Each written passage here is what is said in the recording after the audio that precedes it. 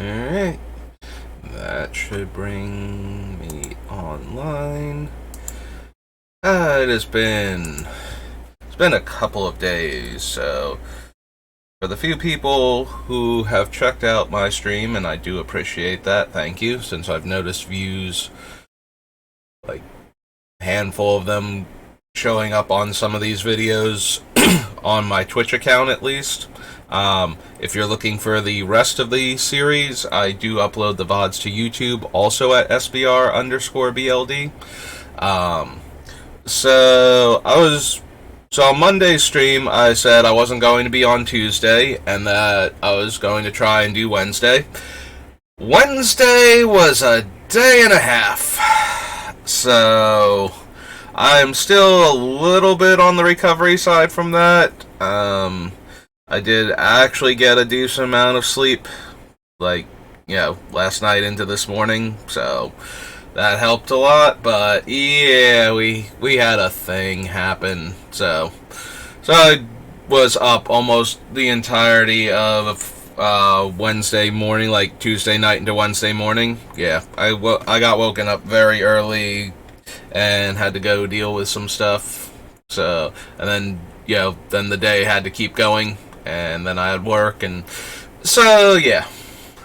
So it's not entirely taken care of, but I've done all I can now, and I did get some sleep last night, so let's jump back into this. Let's do something that I actually enjoy for a change. Yeah, no, it was not good. But it's okay. We're in a better place now, and we can just start picking out cards. So this is the witch that cares about curses. So that's not going to be anything. I think we have like 1 or 2 curses I picked out, but they're more in there for the interactions with attacking the opponent or forcing the other players to attack the opponent, rather than because we want to do a bunch of curses. And the curses themselves might not even make it, so a card that specifically tutors up a curse is not anything like that we're super interested in. +2/+2, untap it and gain reach. Drain 3 life and madness. Backside of one of those things. I think it's an enchantment on the other side. I forget exactly. I think it's a self-mill and delirium type thing, but we'll have to find the other half of it. There's Arlen. This was Arlen's first appearance. So there's a running joke with me that Arlen is my waifu because she will not hurt me. I have never gotten into and this was, I think, because of how complicated she was and the players that I was playing against at the time. But when she was in my decks, during the pre-release, because this was back when I could do like the larger scale pre-release, I was doing like 6 of them over the course of the weekend. I had her, and she kept showing up exactly when I needed her and allowed me to win the game. Every time I played against somebody else who had her and had her show up, they did not win that game. So it became a joke that she would not hurt me no matter what I did, and that as long as we were on the same team, it would work out. And this has persisted. I have never lost a game where my opponent has resolved an Arlen that they weren't crushing me in anyway. Like, she did, like, yes, I was not going to get out of it, but it's not like I drew something that would have stopped the other threats and then Arlen finished me off. No, I was just losing. So I have never lost a game that I would have otherwise won because Arlen showed up. So she has never hurt me yet. The longer we keep going, the less likely that is to continue. But yeah, so the running joke is that she is my waifu because she won't hurt me, no matter what. So eventually we will break that, but also, I mean, how awesome is Werewolf Arlen, like big fluffy puppy dog woman? Ashmouth Blade. This is the transforming equipment. This one, people draw when their hands are empty. At the beginning of each player's upkeep, if that player has no cards in hand. Yep, you draw a card and you lose 1 life. Oh, it only makes me draw. But it makes me draw for whoever is out of cards. Okay, this should be the front side of that other creature. Put the top card of your library into your graveyard. At the beginning of your end step, if there are 4 more cards, transform this. There's Avison's psychotic side, but her front side is white, so we cannot use her. Avison's Judgment is deals 2 damage, and then you can Madness it for X, and it deals X damage instead, divided as you choose. This requires white mana.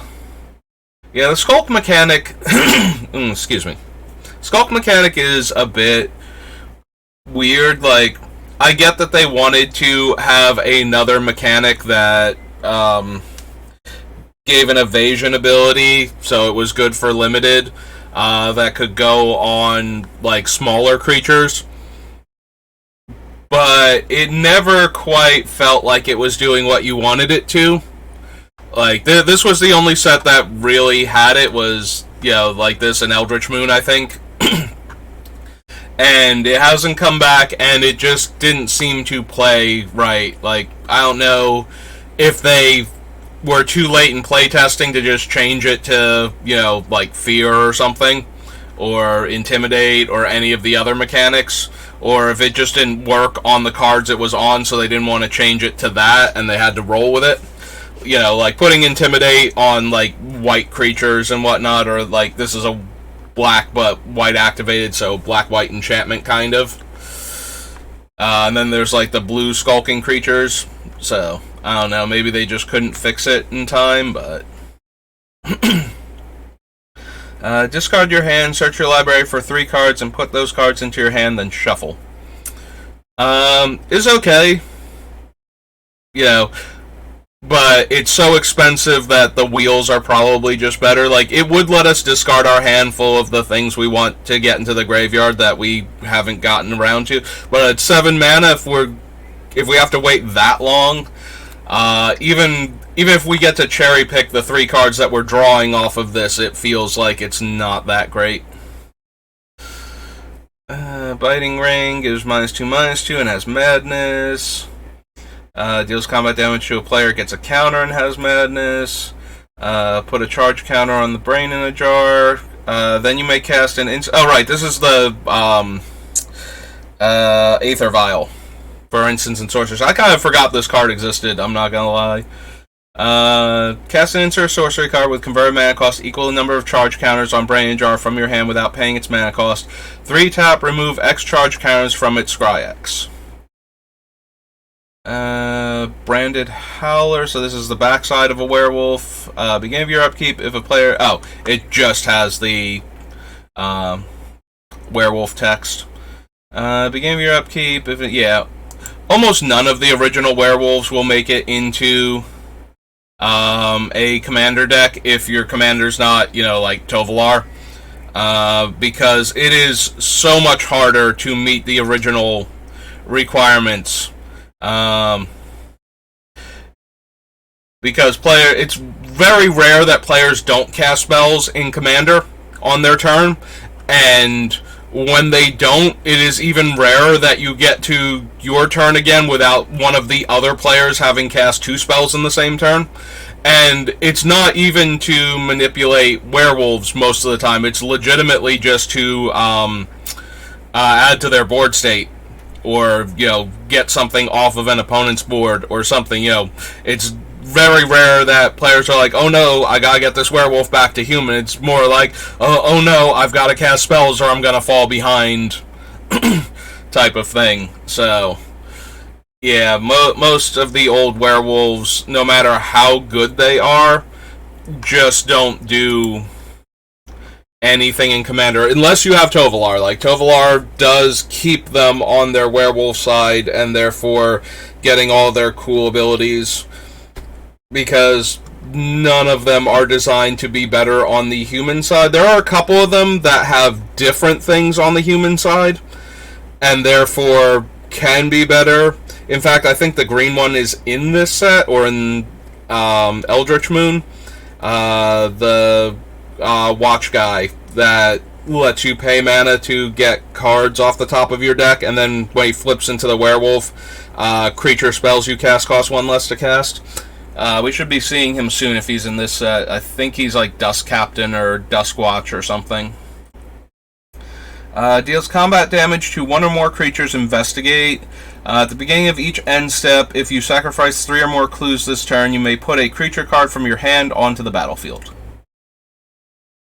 Deals X damage to target creature. Player, if a creature is dealt damage this way, loses indestructible, and if it would die, exile it. When this dies, investigate. I did like the investigate mechanic, mostly because the blue-green investigate deck is actually really silly and limited. It hurts so much to not get like any investigate in Eldritch Moon. Just made the entire deck so much worse, and gave you a lot of cards that were really good in the first one, like in triple Shadows over Innistrad, and then in like Shadows double Eldritch Moon, those cards were absolutely terrible. There's like one that's like a mole that gains you life every time you sack a clue. Yeah, that type of effect. That were like super strong if you could get the clue deck going in triple Shadows, and then just wheels popped off because you couldn't get enough clue cards because they didn't bother putting any in Eldritch Moon, really. In fact, I don't think there are actually any in Eldritch Moon because the investigation is over. It's Emrakul time now, type of deal. So,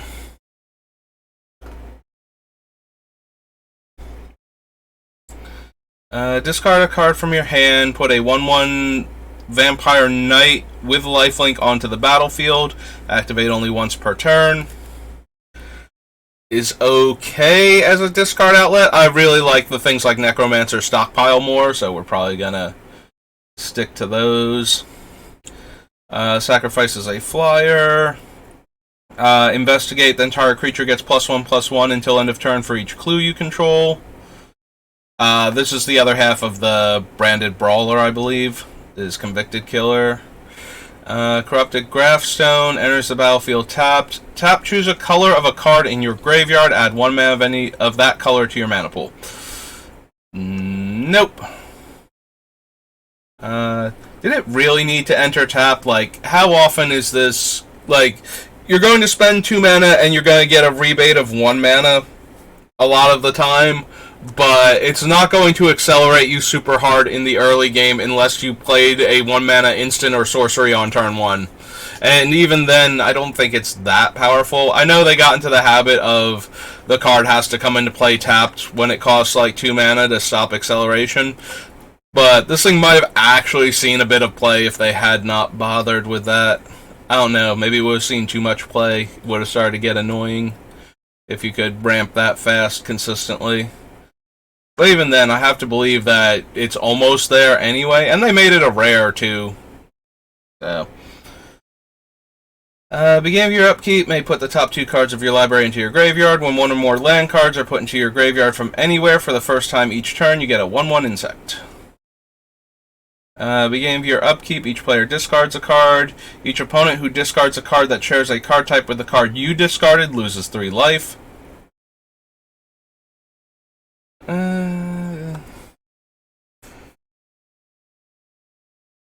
You know, I genuinely forgot this card existed. I don't think it's strong. I think the problem is this is one of those cards that probably made it onto the short list of cards to consider for like my Mogus deck with all of its extra draws and discard effects.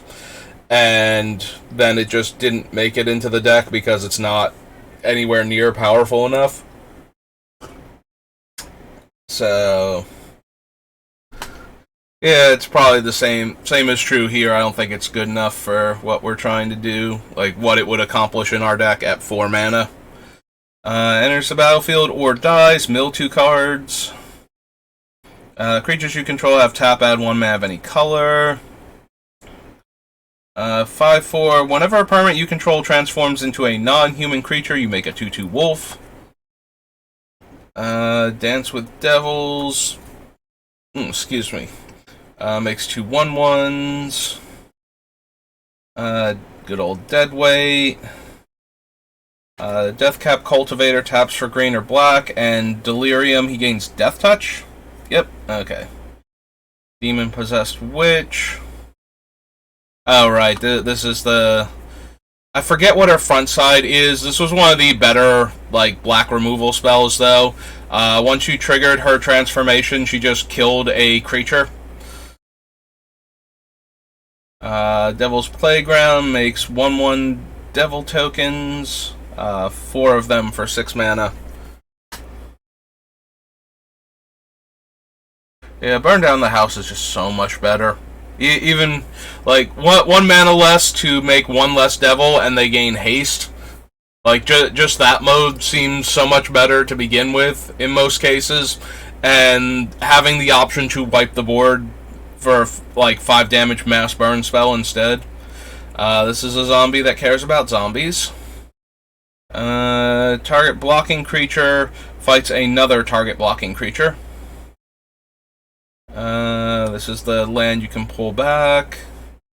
Oh, there's Duskwatch Recruiter. Dual shot deals 1 damage to each of up to 2 target creatures. So yeah, Duskwatch Recruiter is one of the few werewolves where the front side is so completely different from the back side that you might actually care which side you have up at any given point in time, as opposed to just wanting the werewolf all the time. So the front side lets you pay mana to look at the top 3 cards, reveal a creature card from among them, and put it in your hand, and the rest on the bottom of your library in any order. And the other side... Ah, hello people in chat. Hex Execution Style. We are currently sorting by set.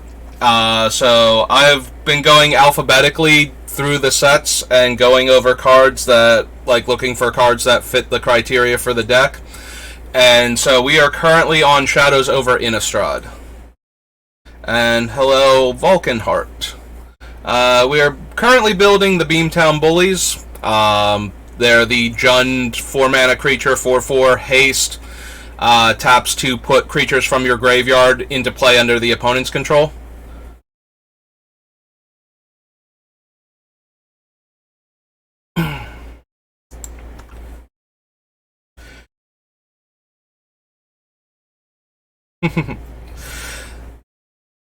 Thank you, and hello to both of you.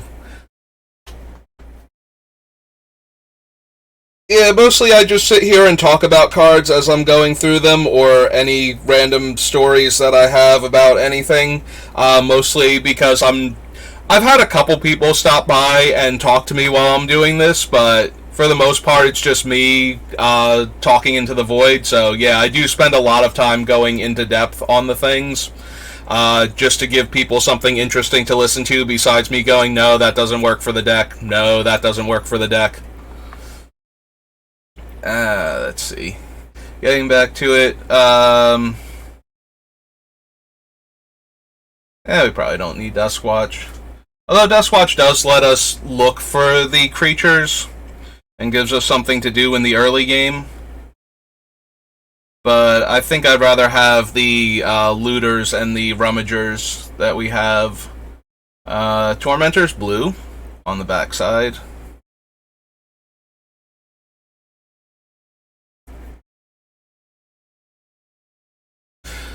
Aha! So, since you said Dan, I think you've given this away now. So, that would make you Dominic then. I'm going to assume anyway, unless Dan brought other people.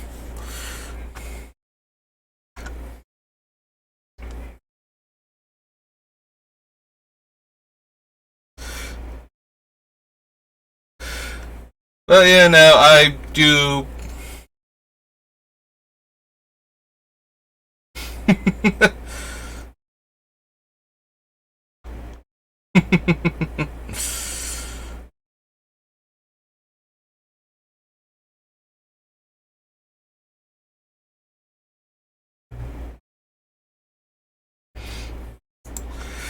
Yeah, I know 2 people who said they were going to stop by, like 2 people I know IRL, and one of them is also a Dan, so it makes me assume that I know who you 2 are without, having ever encountered your screen names before.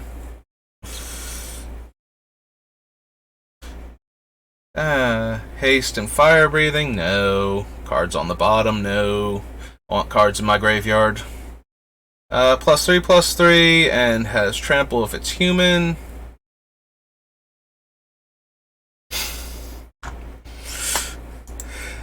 Well, thank you for that. I do appreciate it. Yes, this is... I only really use the Twitter to announce when I'm doing stuff. So...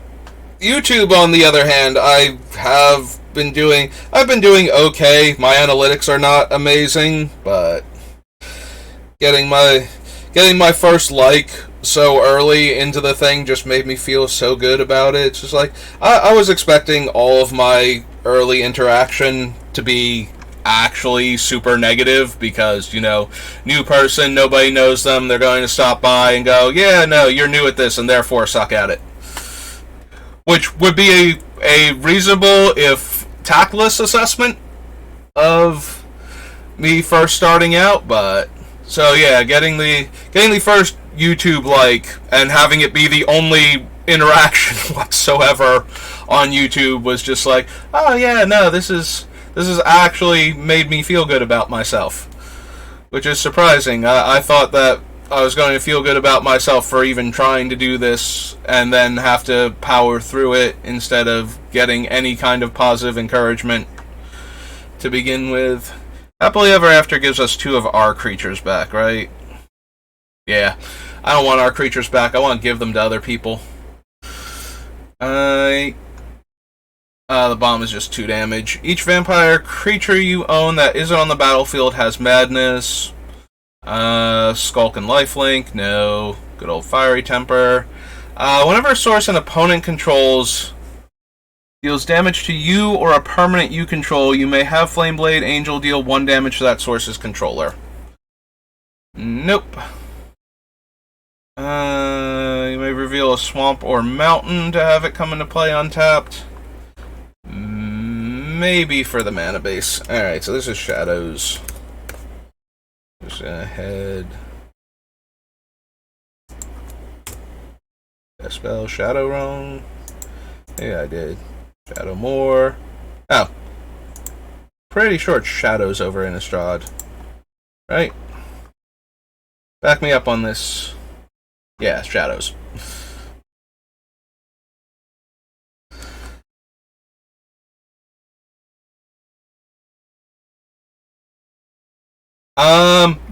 This is actually going to be the first card from this set that has made it in, is Foreboding Ruins.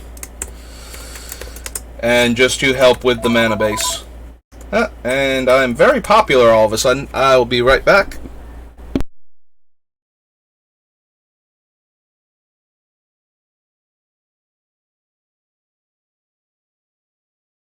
And I'm back. Okay. Turns out it was nobody on the phone, so don't have to bother with that. So, Foreboding Ruins. Library for 2 basic land cards. No. White, green. Tap land. Make zombies. There's Game Trail. If we're going to add ruins, we might as well add Game Trail. Arsonists and Ravagers. No. Bandit. Probably not. Yeah, none of the werewolves I don't think are going to make it. That has blue in it. Makes a 2/2 zombie. Can discard 2 cards to return it to the battlefield tapped.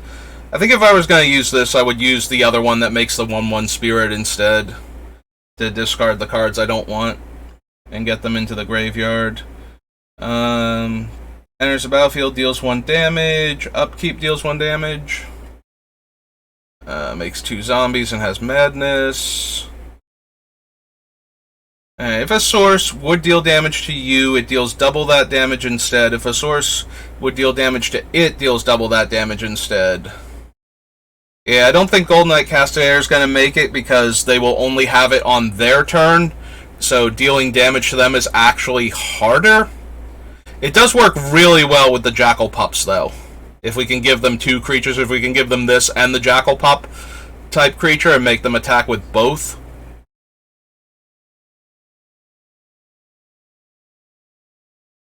I mean, I was considering trying to win the game. You know, just to be different.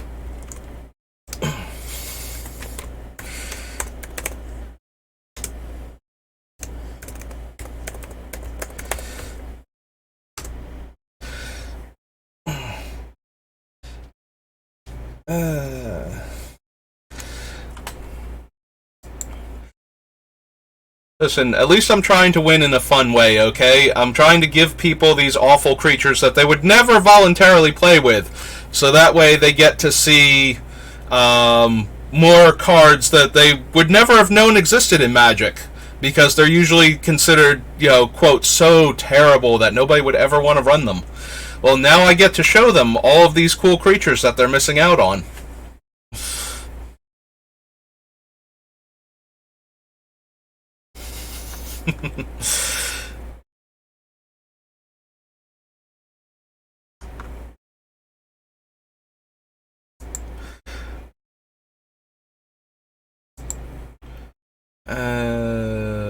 Let's see.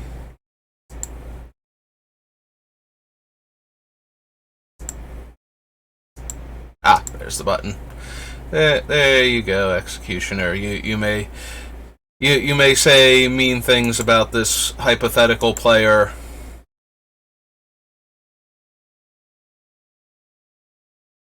Yes, Alms of the Vein is in this set. Okay. There's my Graph Mole, my friendly clue-devouring monstrosity that stopped working once they printed the second set. +3/+1 in lifelink. Groundskeeper got reprinted.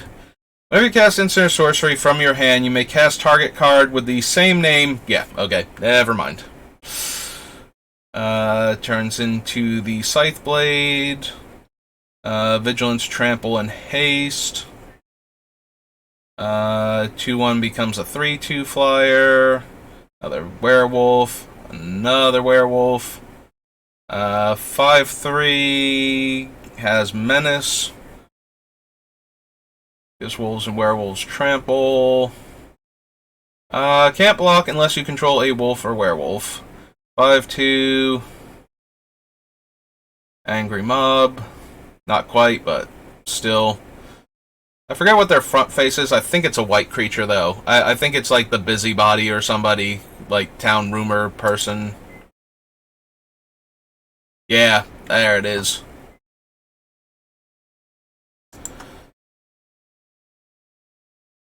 Uh, 4/3 Haste and Madness.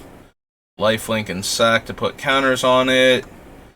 Whenever an Inexorable Blob attacks, if there are 4 or more card types in your graveyard, make a 3/3 Ooze token that's tapped and attacking. There's the Witch. Backside. Target creature deals damage to itself equal to its power. Menace, discard a card and sacrifice it to draw a card. Trample gives +2/+2. Swine has trample as long as you have 4 more card types. Oh, I missed the delirium word there, and I'm just reading him like he has some super relevant text. Blocks or becomes blocked by a creature, deals 1 damage to that creature. Transform Kindly Strange. Oh, this is the Witch from before. This is the one that you transform her and she just kills something outright. No, the Swine is not relevant. Swine was never relevant. I don't even think in his own limited format. Bunch of werewolves.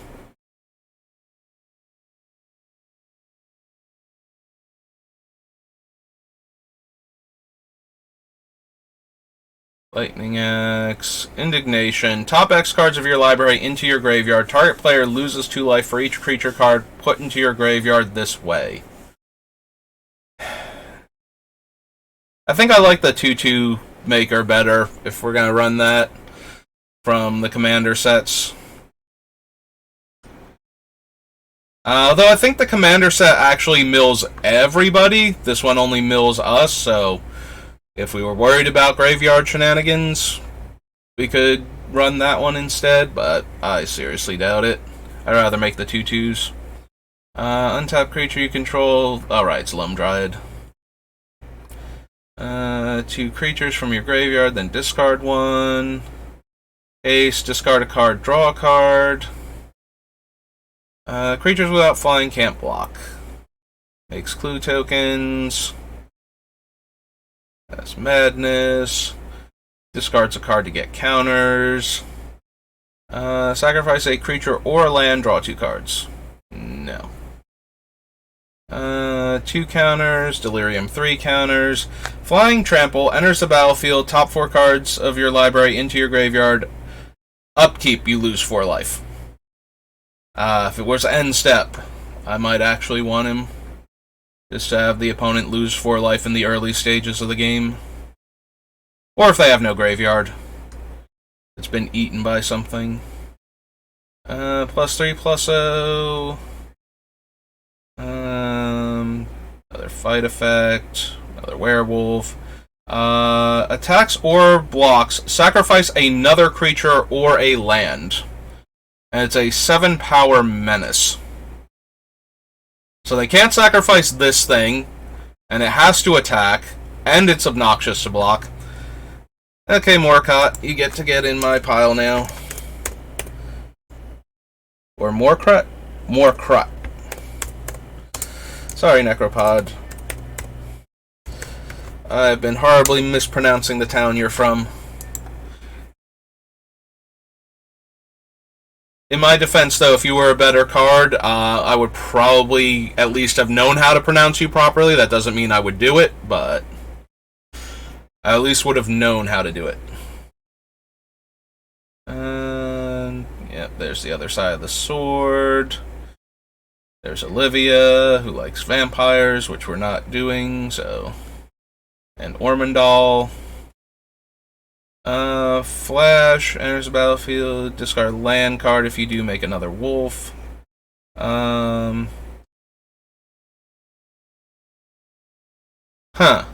So this one makes them discard when it enters the battlefield. It can't be blocked by larger creatures, so anything they block with would probably be more likely to be a trade or like an 0/4. Okay. Pale Rider of Trostad. Alright, I'll add him to the list. Cast Instant Sorcery, gets a counter, 6 mana +4/+4, good old Rabid Bite. Skulk and Death Touch, discard a card to +2/-2. Zombie that always comes back. Dies, target player discards. Attacks or blocks, sacrifice it. 2/1 and trample. More werewolves, prowess, that thing. Double strike for delirium. Return any number of cards with different converted mana cost from your graveyard to your hand. Put Seasons Past on the bottom of its owner's library. No. Token doubler. Exiles a card and makes a zombie. Beginning of your upkeep, reveal the top card of your library. Any player may have you put that card into your graveyard. If a player does, Sim Prior deals damage to that player, equal that card's converted mana cost. Otherwise, put that card into your hand.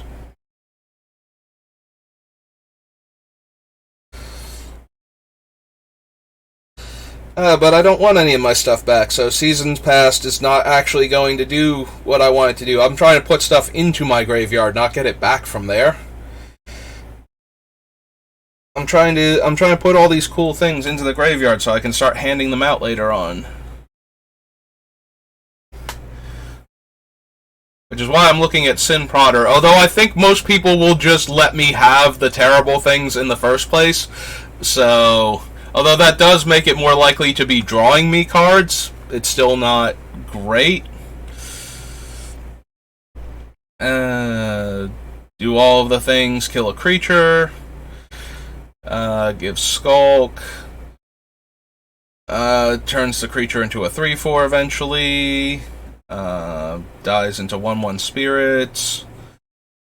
Another werewolf. Trample, Delirium. At the beginning of your upkeep, if there are 4 or more card types, put 3 +1/+1 counters on them. Nope, not really.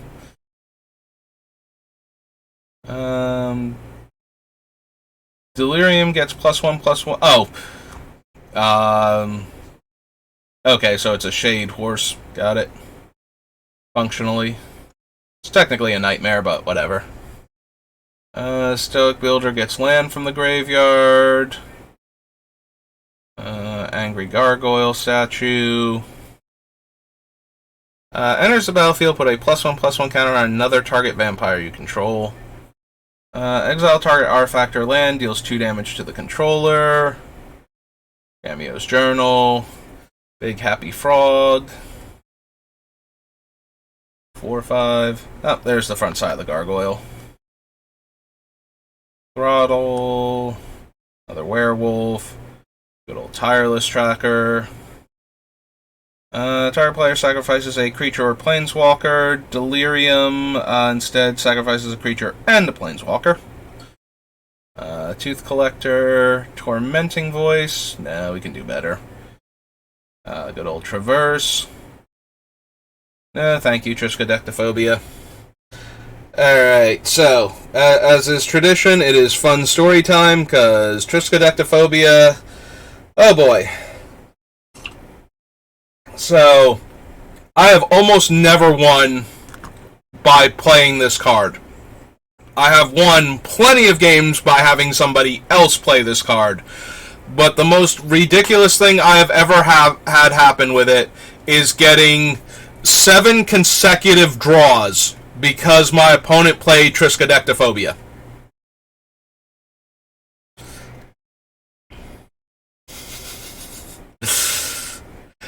Yeah, no, I've beaten plenty of players with Triskaidekaphobia. It's usually their Triskaidekaphobia, though. But there was one person who kept casting it, getting me to 13, and winding up going to 13 themselves at the same time to die to their... So that we would both die to Triskaidekaphobia at the same time. We had 7 consecutive draws. I am very sad to say that I did not actually win that match. It wound up going 2-1-7 in their favor. But, yeah. 7 consecutive games they cast Triskaidekaphobia, got me to 13, and I was able to get them to 13 before the upkeep trigger. Good old Triskaidekaphobia. Definitely my favorite win con is having it in the other player's deck. That is my favorite way to win with Triskaidekaphobia, is to have somebody else cast it and then lose to their own card. It feels so wonderful. It's the best 2-for-1 ever. They spent a card, and I got to win the entire game.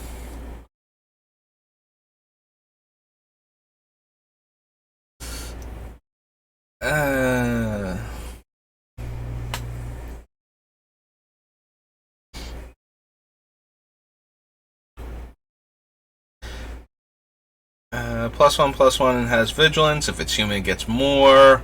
The Vampire Twin Girls are from this set. For some reason, I thought they were from a core set.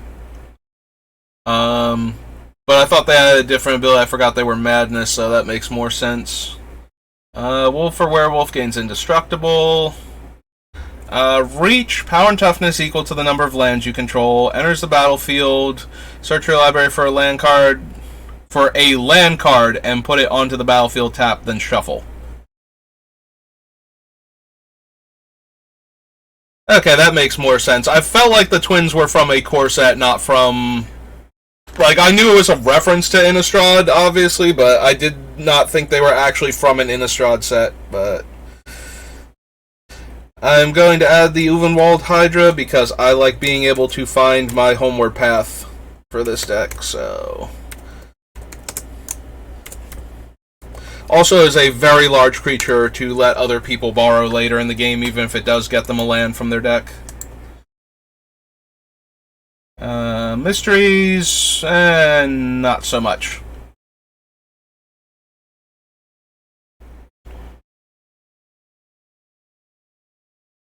Vampire Noble, Vessel of Malignity, Nascent... Okay, so...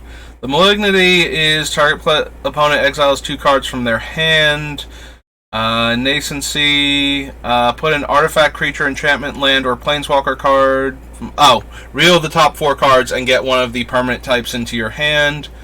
And Volatility adds 4 red mana. Okay. She has white activation. These are more werewolves. This is a 3/2 haste. Warped Landscape. Watcher in the Webs is the thing that can block 8 creatures.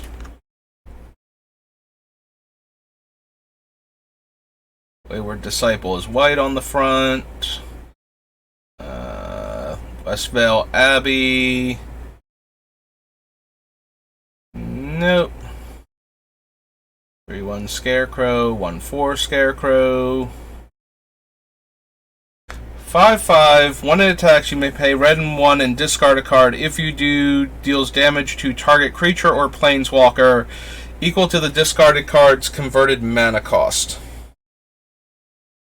And that's certainly better than some of my other discard outlets.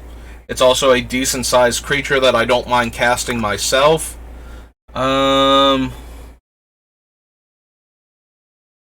The only thing is, if we give it away, we don't want to give it away to somebody that can activate it because they can use it on me and my stuff. Devil's Breach.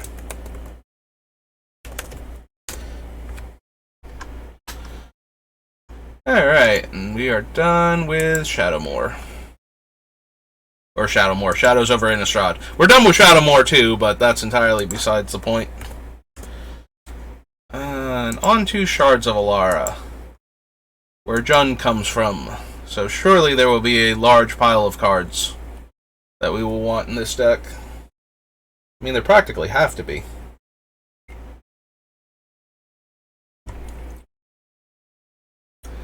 Good old Ad Nauseam. So 1/1, when creatures die, it gets bigger. Archdemon. Beginning of your upkeep, sacrifice a non-zombie creature, then make a zombie. Enchanted creatures put into the graveyard. That creature's controller loses life equal to the toughness. That's the one that gets the big creature. There's Blightning. Comes in play. Target creature gets -1/-1 until end of turn. Deals 1 damage to target creature. Whenever a creature dealt damage by Blood Cultist this turn is put into your graveyard, put a counter on it. Deals 4 damage to target creature. Play this ability only anytime you can play a sorcery. 1/1 haste. Tap target creature with power 5 or greater gains haste. 3 damage to a flyer, 3 damage to a non-flyer. Good old Broodmate Dragon. Enters the battlefield, deals 3 damage to each creature. Carrion Thrash is put into a graveyard from play, pay 2. If you do, return another target creature card from your graveyard to your hand. 5/5 with Fire Breathing. Comes into play, search your library for a creature card, put it into your graveyard. If you do, shuffle. Okay, I'm down. Let's go to Shards. Already got every other Entomb card. Might as well have another one. And then figure out which ones I want. Noisior.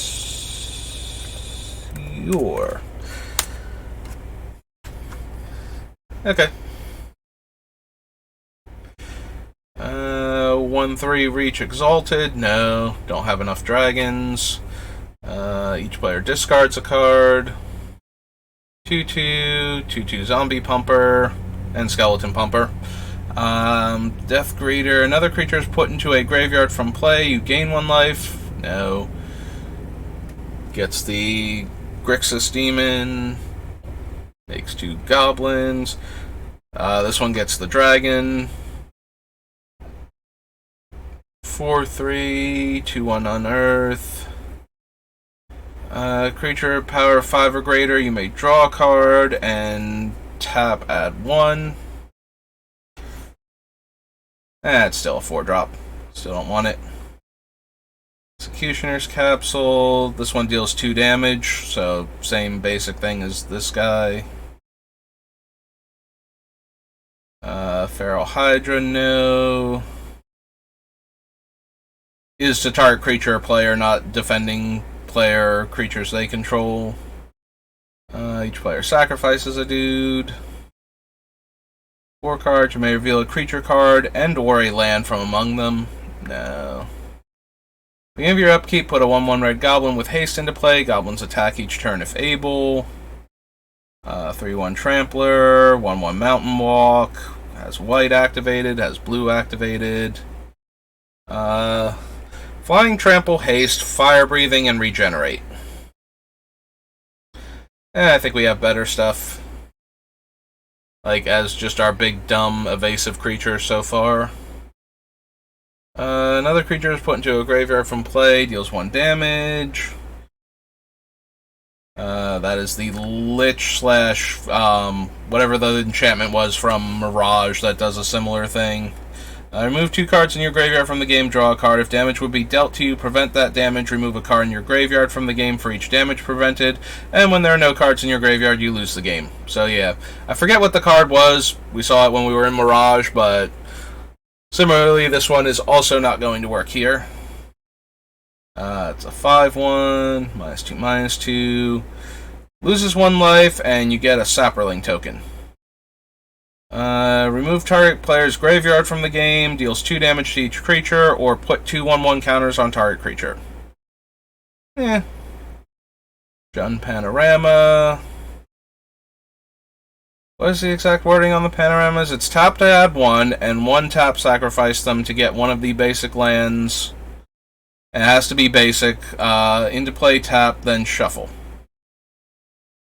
Nah, I think I got enough fetches. I don't need that. We can consider this for like the budget option of the deck. If you want to keep running Sensei's Divining Top, but you need other things besides the actual fetches. We can run Jun Panorama instead. Reach and Cycling, and it's a 5/6. Kresh. Whenever another creature is put into a graveyard from play, you may put X counters on Kresh, where X is the creature's power. He has no evasion abilities of his own. He's a baseline 3/3, and his primary payoff is going to be me grabbing my stuff back from other players and sacrificing it. Yeah, we can do better. Lich's Mirror, Lightning Talons, good old Magma Spray. Whenever you play a spell, Mana Plasm gets +X/+X until end of turn, where X is the spell's mana cost. Whenever a creature with power 5 or greater comes into play under your control, you may give it 2 counters. Whenever a non-token creature comes into play under your control, pay 2, make a token that's a copy of it, and sacrifice that token at end of turn. 5/3 that gives out Trample to big things. Devour 2, beginning of your upkeep, put a 1/1 Saproling token for each counter on it. Can't run that one. Remove a creature card in a graveyard from the game, make a Saproling. There's all the obelisks. Target player loses 1 life. Sacrifice a non-ooze. This is at sorcery speed, okay. Well, it would have been fun if we could sacrifice them on our turn to make them into oozes, but yeah, it's probably too powerful just to be able to dodge removal back then, so they wanted to make it a terrible card instead. Flying, Haste, and Devour 2. Blue activation. Alright, so the only one of these we can actually use is Resounding Thunder. Deals 3 damage to target creature or player. Cycles for 8 mana and deals 6 damage to target creature or player. Nah, I'm fine. Trample and Exalted. 6/4 Cycler. 2/2 Haste. First Strike and gets counters. Yeah, there was one in each color, so the green one was Shroud. This one has First Strike, and I forget what the black one has, but we'll run into it eventually. Reveal any number of creature cards with power 5 or greater from your hand. Add green to your mana pool for each card revealed in this way. Probably not. You may sacrifice 3 artifacts rather than pay its mana cost. And you may remove 3 artifacts in your graveyard from the game to return it from your graveyard to your hand. +3/+3 in double strike. Creatures you control get +1/+1 in haste, -5, gain control of target creature until end of turn, and untap it, yeah, threaten effect, and put 5 4/4 dragons into play.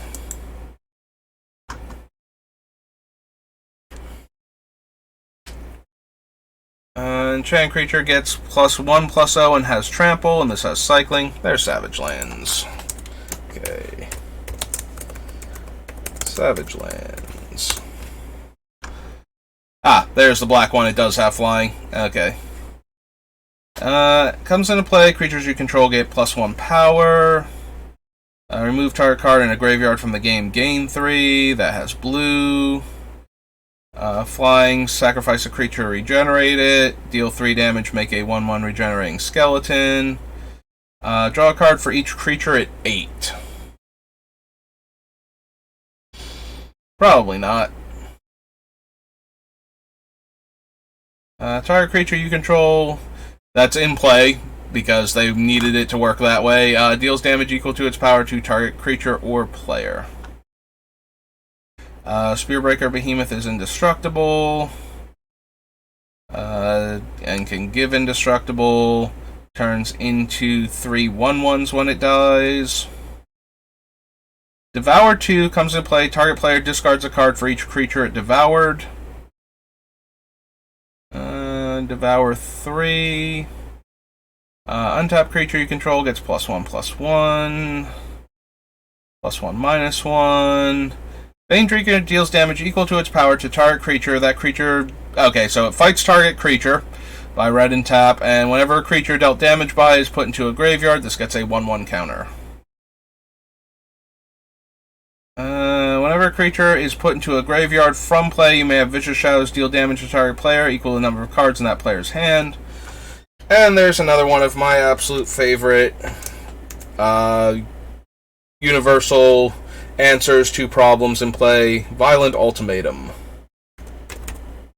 Which I always want to destroy 4 permanents, by the way.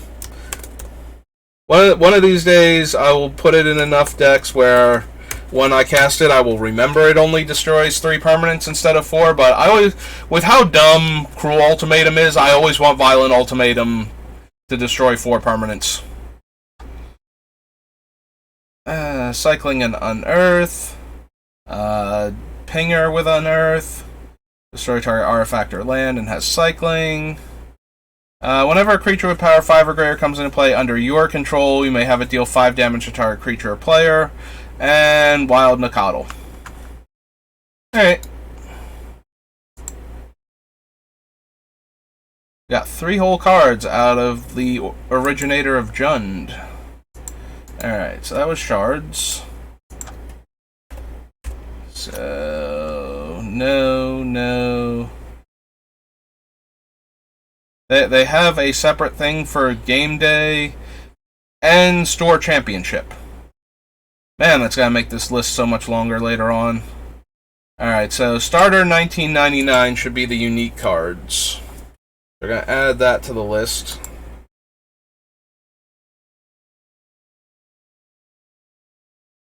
And see what we get. Yeah, starter 2000 should not have any unique cards in it, but this one... unless I have it backwards, but I believe this is the one that has the unique cards in it. Scrolling, looking. Yeah, Dakmor Ghoul should be like the first one. Comes in play, destroy target non-black creature. Got a couple other options for that effect that are better. Devastation destroys all creatures and lands. There's Dread Reaper again. Deals 6 damage to each creature and each player.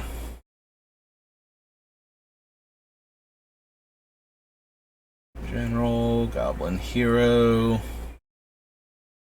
Yeah, good old misprinted Goblin Hero. Probably messed up well, I would say a lot of early players, but I don't think starters sold particularly well. But having them try and parse why this card is a rare It is not. It appears in the common slot. The icon is just misprinted, but comes into play. Destroy target land. Good old Grim Tutor.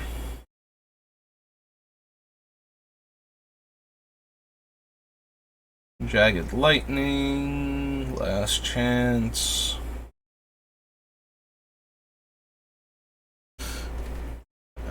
Nature's Cloak. Green creatures you control gain Forest Walk. No.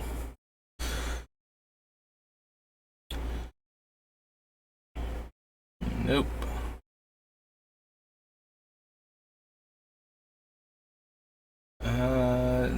Nope.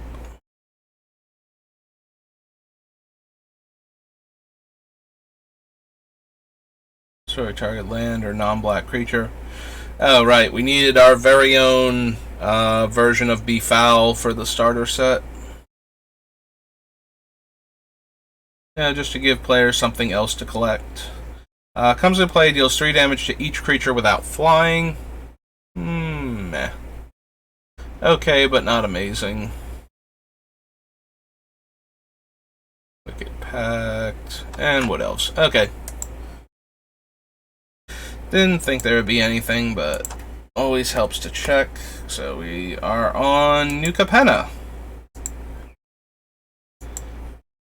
Alright, so since the last set had nothing for Jund the first time around, let's see if New Jund has any cards we want. Similar to the Angel that doubles damage, but even worse if they are not millable due to like Eldrazi Titans and whatnot, or if they have good graveyard shenanigans and we can't deal enough damage to them in the same turn. Angel Suffering, not quite what we want. We're not instant sorcery deck, so no Arcane Bombardment. Big Score is one of the better discard a card, draw 2 cards, make 2 like it's instant speed, like Windfall, only requires 1 red mana instead of 2.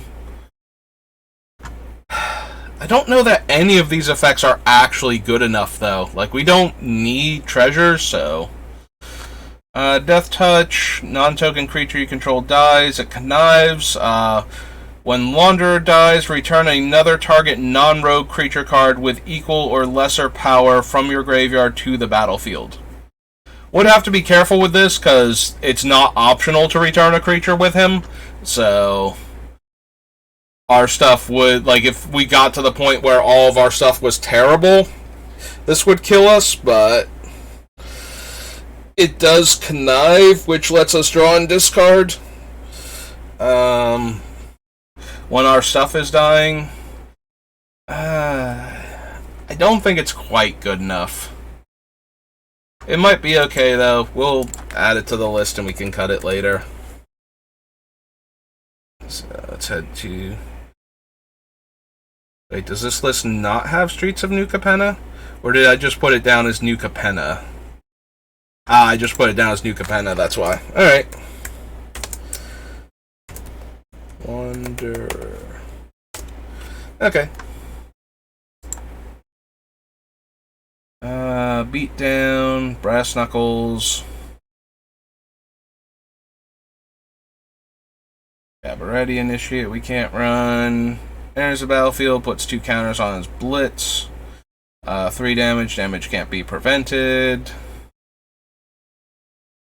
Beginning of your upkeep, you may mill 3 cards. Then if there are 20 or more cards in your graveyard, you may play the exile card without paying its mana cost. We're not forced to cast it, so if we get stuck with lots of terrible things underneath it that we don't want, that's fine. We get to mill ourselves every turn. It's relatively cheap. And if we do get the free spell out of it, it's actually not that bad, so... Might not make it, but we can put it on the list. Always want that last E to be an A. Attacks on top the thing. Enters the battlefield, destroys an artifact, enchantment, gain 4 life, or exile a card from the graveyard. Not options I want to give to our opponents. Card in the graveyard deals damage equal to the exiled creature's power to each creature and each planeswalker. Don't want the official. 4/2 haste, no. Draw X cards and lose X life. No, no, no. Nope. Oop. Enters the battlefield, each opponent sacrifices a creature, discards a card, and loses 4 life. Yeah, not something I want to give out. And when we're casting it, we always have to do one of the things, so... under your control, target creature other than them gets +1/+1 and trample. Makes a dude or a treasure. No. No, because it's a sorcery. Whenever you sacrifice one or more other creatures, deals 2 damage to each opponent. No. It's okay, but not great. Attacks or blocks, return up to 1 creature that crewed it to owner's hand. 4/4 that gives out a 2/2, makes treasures.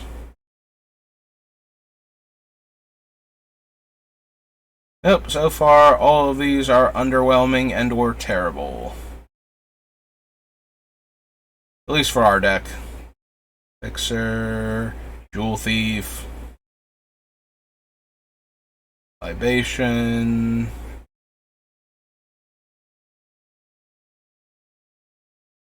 Nope. Whenever you attack, double target creature's power until end of turn.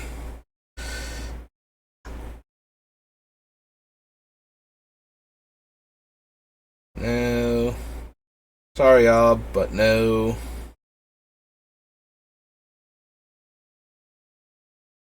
Does make a fair amount of treasure. The Bullies also have haste, so with Agnes and the Bullies, we would always be making 2 treasures if we have a safe attack, but...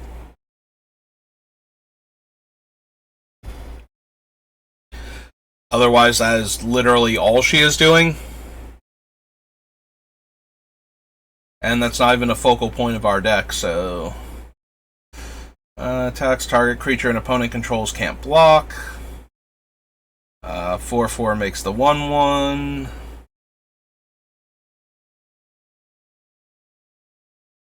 No. I feel like... well, we put Body Launderer and Cemetery Tampering on the list, although both of them feel like they're probably going to be cuts, but... whenever you sacrifice a creature, you may return target creature card with lesser mana value from your graveyard to the battlefield tapped once per turn.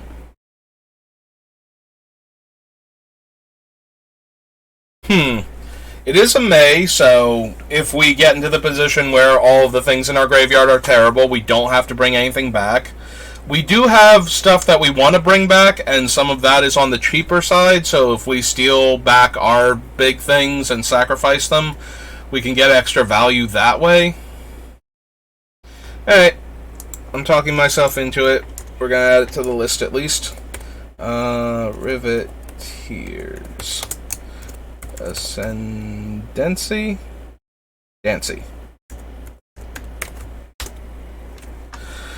The charm is target opponent sacrifices the creature or planeswalker with the highest casting cost. Top 3 cards, and we can play them until end of turn, and exile player's graveyard.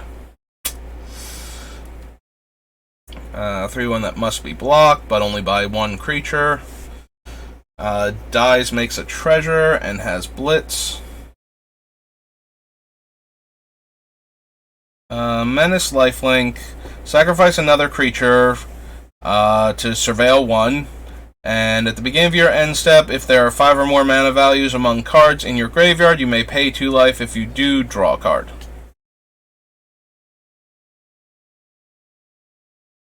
So she's an okay sack outlet. Lets us get the things we don't want into the graveyard. The ones that we don't want to draw, which is basically drawing a card with how our deck works. Yeah, no. I'm okay with at least putting her on the list for now. Combat damage on your turn. Alright. It has nothing to do with combat damage. It's the beginning of combat. It gains double strike. Under the right conditions. But I saw combat and my brain went damage. Damage is the word that follows combat. I can cast them for 2 treasures. Life total is less than your starting life total. Makes it cheaper, but doesn't do much else. We're basically just giving this to a player to let them draw cards, because the other players will just untap it when it attacks them. Enters the battlefield. Target creature can't block. Don't need any of those. Don't need that. Streets, Tavern Swindler, Tenacious Underdog. Choose to destroy target artifact or enchantment, gain 5 life, make a rhino, put a shield counter on a creature you control. Nope, too many good options that I don't want to just go handing out. 7 damage to target creature, planeswalker. Excess damage lets you destroy a artifact or enchantment with CMC less than the damage dealt. Do not want Orabrask. Don't need the Scrivener. Don't need her. Don't need Vivian either, for that matter. Since we're never getting to do it when we want to. Alright, we're looking... I was like, we haven't seen the land, and then I remembered her name's Ziatora, so she's all the way at the bottom.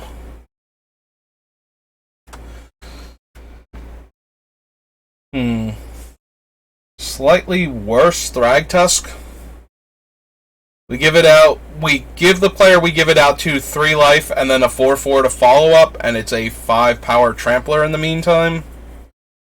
That definitely feels like more of the friendly deck one, but I think this is like close to the top end of what the friendly deck wants to give away on a regular basis, so we can just add it to the list. Xander's Lounge, and there's Ziatora. Beginning of my end step, so won't work with the sacrifice things that we need it to. This one lets you cast a spell for free. You may play a land from the top of your library, or cast a spell with mana value less than or equal to the damage dealt. If you don't put that card in your hand. So she's always worth a card if she deals combat damage. Like, we're not required to play the spell if it's cheaper. So we would just get it into our hand at that point if we didn't want to do that. And she's okay as a 4 mana 5 power Trampler. Alright. Ziatora's Envoy.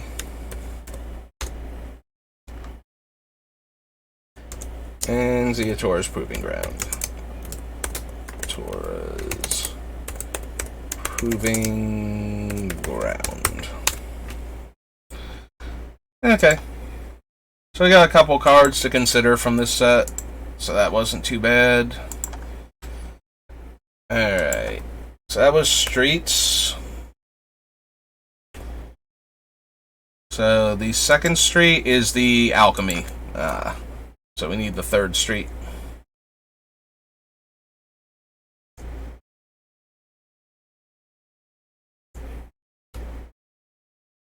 Get rid of those. So we need the third one, is the commander set. Alright, what was in this commander set that we would want? Was it anything? Was it nothing? I genuinely cannot remember. Aside from our commander, who finally gets to get added to the list. Officially. Casualty 2, the owner of target non-enchantment permanent shuffles it into their library and then gets it. Yeah, no. This is one of those cards that somebody casts on us and then we lose the game because we hit one of our stupid things that we wanted to give away. Yeah, it's true. Our deck is super vulnerable to polymorphing Chaos Warp effects if they're not optional to put the thing revealed into play.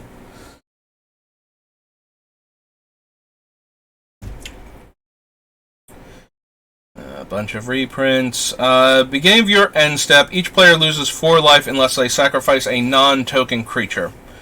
So whoever we give this to can just sacrifice the Bellowing Mauler unless we steal it back. Then we can sacrifice it to the trigger? Yeah, then we can sacrifice it to the trigger. So this just gives us an easy way to get it back off of the table. Okay. Heading on down to Commander Land. Commander Legends. Commander and Brawl.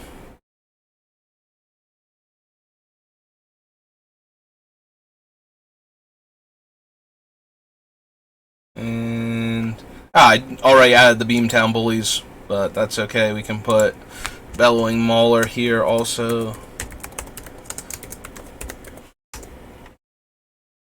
Oops.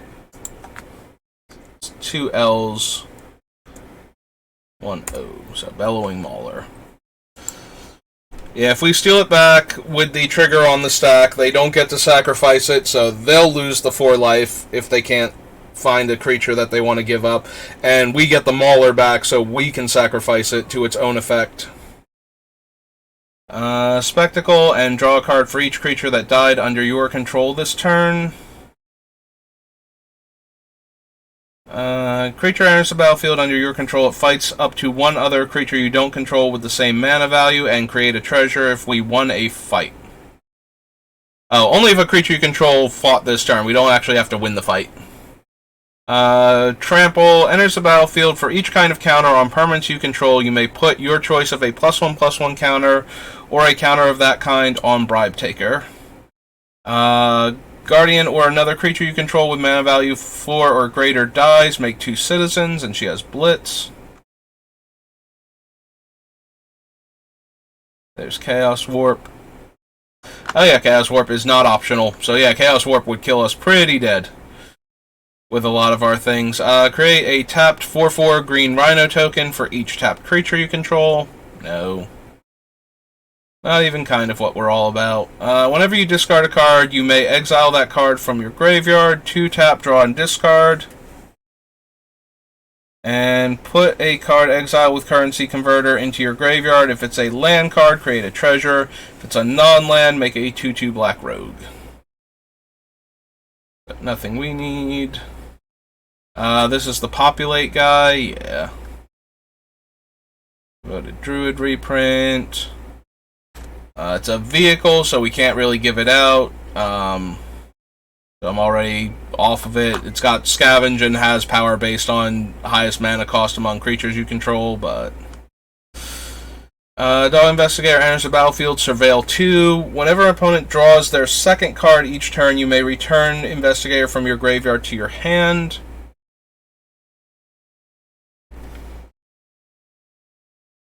He's okay.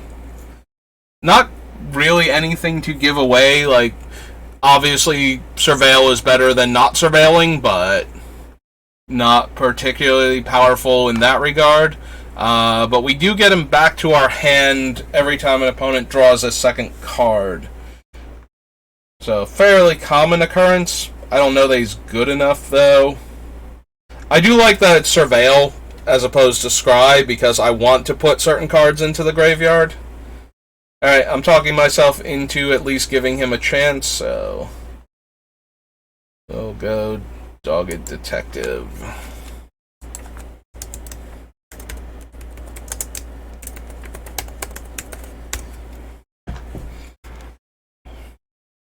Drana, there's Dread Summons again. Atali. Evolutionary Leap. False Floor enters the battlefield tapped. Creatures enter tapped. Yeah, that's already terrible for our deck. Like, actually actively terrible. And then you can exile all untapped creatures at sorcery speed. Yep, no thank you. Whenever you attack, put a shield counter on target attacking creature. Until end of turn, it gains whenever this creature deals combat damage to a player, remove a shield counter from it, and draw a card.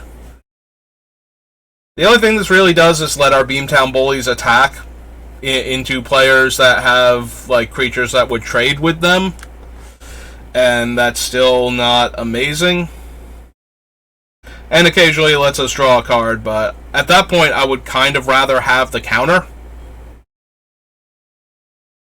Like, I almost want them to block, with a low power creature just to give the Bullies like shield counters so they don't die as readily.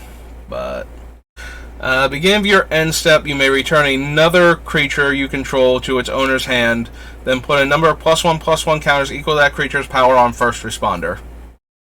Yeah, we don't have enough of our own comes into play abilities to actually want that, so... beginning of combat on your turn gets a charge counter. Equipped creature gets 1/1 for each charge counter. As long as it has 4 counters on it, gains double strike, and pay 3 or remove a charge counter to equip it. Menace attacks. Exile up to 1 card of each card type from defending player's graveyard. Put a 1/1 counter on Grimegorger for each card exiled this way. It is a very decent graveyard hate that we can give out that can't hate on our graveyard. So I kind of like it in that regard. Alright, we'll give it a shot. So this is Grimegorger. And I definitely like the ones where our opponent's only options are to mess with the other players and not us. So, Henzi is the one that gives the, whatever it's called, Blitz, right? Yeah. And then he makes Blitz cards cheaper.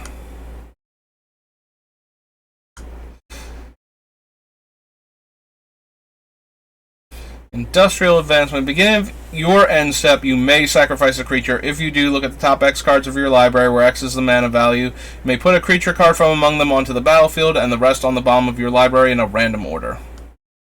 Nope. Whenever a player attacks one or more of your opponents, the attacking player makes a treasure. If you would create one or more treasure, instead create an additional one, and sack 5 treasures, she gets 5 1/1 counters. Nothing too impressive, honestly. Enters the battlefield, create a number of food tokens equal to the number of opponents you have. At the beginning of your end step, you may pay 2 and sacrifice a token to make a 4/4 Rhino.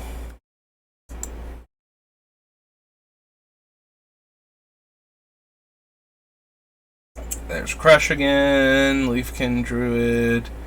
Lethal Scheme. Convoke, destroy target creature or planeswalker. Each creature that convoked Lethal Scheme connives. Again, it's okay, but we don't have enough of our own creatures to consistently connive at that point, which would be the primary motivator for running that. First Strike, Trample, Haste. Whenever it attacks, it gets +X/+0, where X is the number of creatures you control.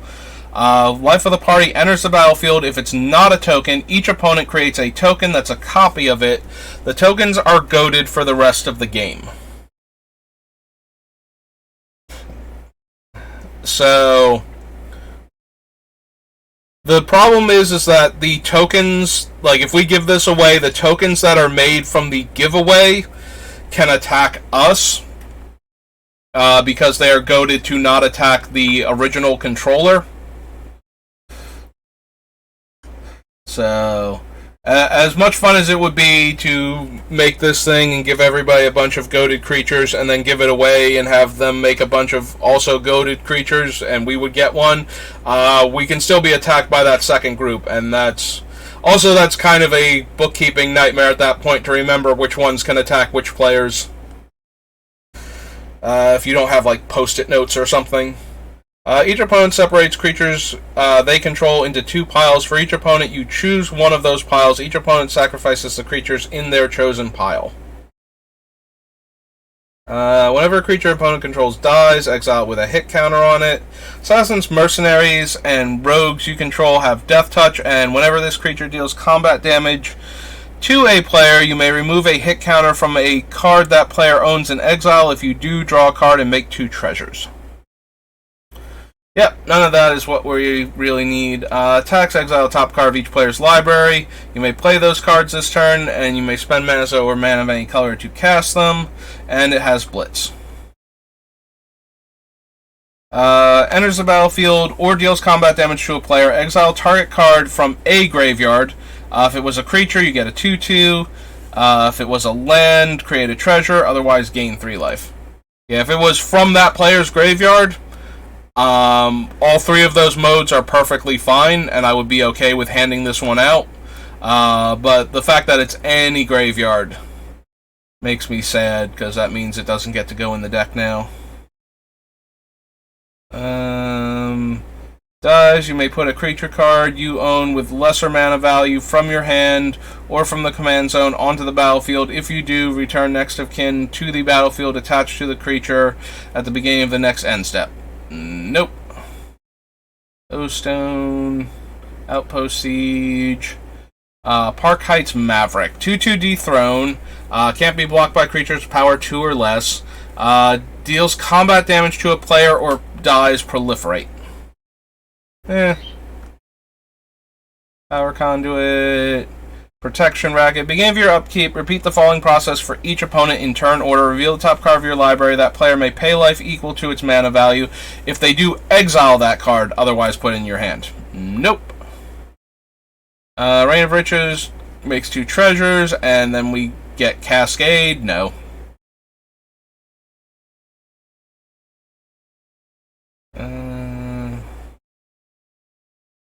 Riveteer's Confluence. Choose 3, and you may choose the same one multiple times. Draw a card and lose a life. Deal 1 damage to each creature and planeswalker you don't control. Put a land from your hand or graveyard onto the battlefield tapped. So that is basically 5 mana, draw 3 cards, lose 3 life most of the time. Whenever another creature enters the battlefield under your control, make a treasure token. If this is the first time or the second time this ability has resolved this turn. Otherwise, you may pay X. When you do, deals X damage to any target. So we need 3 creatures to enter the battlefield in a single turn for this thing to deal damage. And then that damage is based on how much mana we can spend on it. So, +2/+0 and Trample. Deals combat damage to a player. Make that many 1/1 citizens and equips for 3. Nope. Each opponent chooses Fame or Fortune. For each player who chose Fame, gain control of a creature that player controls. So we threaten that creature for a turn. For each player who chose Fortune, I draw a card and make a treasure. So, nope. Hideaway 4 deals combat damage to a player. You may cast the exile card without paying its mana cost. If you do, return it to your hand and has crew 2. Soprano attacks. Instant and sorcery spells you cast cost 1 less to cast, and it has Encore. Repossession deals damage to each opponent who controls more lands than you equal to the difference, then create a number of treasure tokens equal to the damage dealt this way. Is okay. Strionic Resonator, alternate art. Flying Haste, beginning of each end step, if a creature card left your graveyard this... At beginning of each end step, if a creature card left your graveyard this turn, return target Phoenix... Or, no, not return. Target Phoenix you control deals damage equal to its power to any target. So, theoretically, every turn that this thing lives... but it only comes back if a Phoenix I control dies. So it's really hard to bring back. It definitely, like, the first half of it is a reusable lightning bolt while it's in play. I mean, it does work with what the deck is doing, just in a very weird sort of way. Barrier of the Flame. Okay, we'll add him to the list. We'll see if he's actually makes it or not. Lots of temples, Timber Sabertooth, the Beamtown Bullies themselves.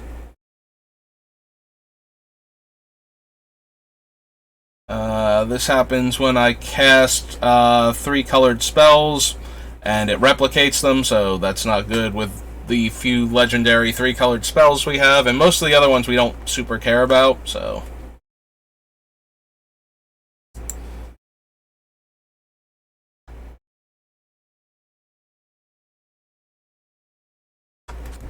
Turf War enters the battlefield. For each player, put a contested counter on target land that player controls. Whenever a creature deals combat damage to a player, if that player controls 1 or more lands with contested counters on them, that creature's controller gains control of one of those lands of their choice and untaps it. Vazi has haste, tap. Target opponent creates X treasure tokens, where X is the number of treasure tokens you created this turn. Whenever opponent casts a spell or activates an ability, if mana was spent from a treasure, put a +1/+1 counter on target creature, then draw a card. Vivian Stampede. Each creature you control gains Vigilance, Trample, and Melee until end of turn. Beginning of your next main phase this turn, draw a card for each player who was dealt combat damage this turn. Black and 2 or 2 black and 5. Exile up to 2 target cards from a single graveyard. If this spell was kicked, instead exile target player's graveyard. Create a 2/2 black rogue creature token for each creature exiled this way. Nope. 4/2 trample. When it dies, if it dealt combat damage to a player this turn, return it to the battlefield under its owner's control.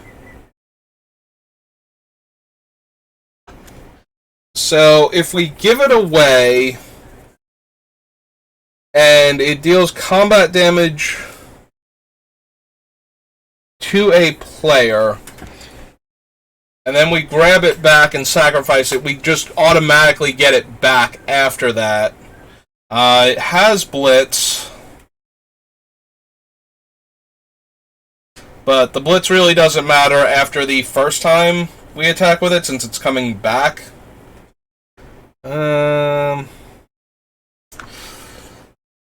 Unfortunately, I don't think Wave of Rats is quite good enough. Like, it's okay, it's not amazing.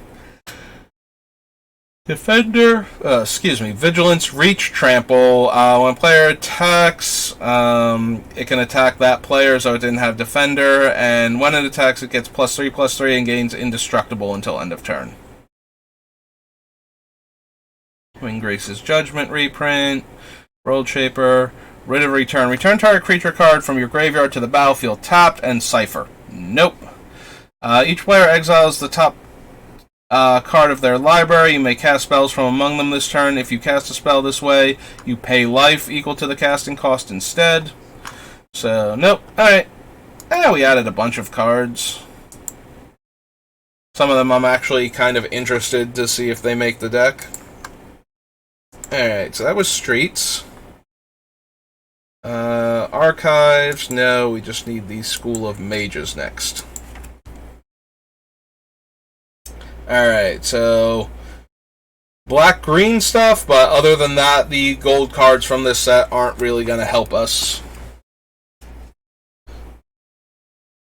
Target creature blocks this turn if able. You may have it gain Reach and Learn. Target creature with power 3 or less can't be blocked this turn. We already have a bunch of effects like this. This one is a land as opposed to being on a creature. It also increases the power by 1 on the things we can make unblockable. All of that being said, it's only okay at that point. Works wonders with the 1/4 from Dragon's Maze. That makes life totals super tiny. But that is about it. And I don't think it's worth it at that point. You may put an instant sorcery card from your graveyard on the bottom of your library. If you do, exile the top 2 cards of your library. You may play those cards this turn. No. Attacks, you may pay 2 life to have a game flying. That's the backside of a green card. Wait, why is this on our list if it's the backside of a green card? Are we getting the... Is the front side start with like an A or something? Yeah, it does. Augment or Pugilist. So I think this is just a glitch that they still haven't fixed with Strixhaven, but we can't run it anyway because we can't run the backside of it, so... similarly, Awaken the Blood avatar has white on the front. Baleful Mastery, no. Initial cost to play this spell, sacrifice a creature or pay 3. Beginning of each upkeep makes a 1/1 pest token, pay 10 life, untap all lands you control, activate only once each turn. Enters the battlefield, put up to 1 target instant or sorcery card from your graveyard on top of your library. +2/+2 in reach, and then gets a counter. Blex and his search we can technically run. Look at the top 5 cards of your library. You may put any number of them into your hand and the rest into your graveyard, and you lose 3 life for each card put into your hand this way. So that is not terrible because some of the cards we want to put in our graveyard. What does Blex himself do? Pests, bats, insects, and snakes and spiders get +1/+1, and when it dies, I gain 4 life. So yeah, Blex is uninteresting. The search for Blex. Look at the top 5 cards of your library. Put any number of them into your hand and the rest into your graveyard, and lose 3 life for each card put there as a sorcery.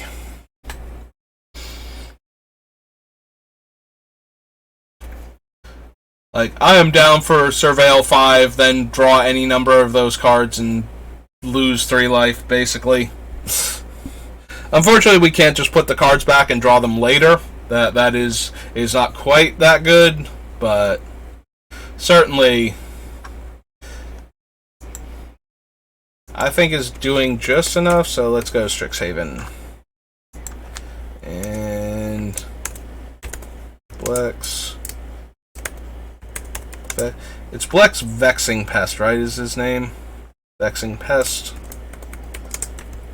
And search for Blex. Okay. Attacking spirits get +1 power. Menace, gain life, gets a counter. 7/7 trample. Enters the battlefield, gain 3 life, and draw a card. And 3 mana, put it into your library, 3rd from the top.